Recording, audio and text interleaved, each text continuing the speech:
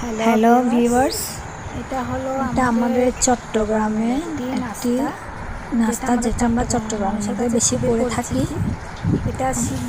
এটা সিদ্ধ চাউলকে ভেজে ব্লেন্ডারে গুঁড়ো করে, পাটাইও করা যায়, শিলপাটাইও বেটে নেওয়া যায়।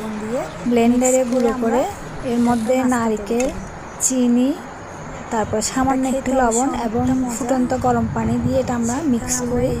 এটা খেতে অবশ্য অনেক মজা। আমরা ছোটোবেলায় এটা অবশ্য আম্মুরা করে দিত, আমরা এটাই খেতাম। কালকে বাসায় গিয়েছি, আম্মু এটা করে রেখেছিল, আমি জাস্ট একটু মিক্সটা করে দিলাম। সবাই বলবেন এটা ছোটোবেলায় কে কে খেয়েছে এবং কার কার পরিচিত এই নাস্তাটা। এটা দেখতে একটু শুকনো শুকনো, তবে বেশি পানি দিলে ওটা মজা লাগে না। জাস্ট এভাবে করে আমরা প্লেটে করে নিয়ে আপনি খেতে পারবেন, আর বলবেন এটা কীরকম।